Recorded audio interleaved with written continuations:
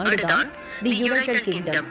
இந்த மண்ணிலிருந்துதான் William carry இந்தியாவுக்கும், Hatsun Taylor சீனாவுக்கும், டேவிட் லிவிங்ஸ்டன் ஆப்பிரிக்காவுக்கும் சென்றனர்.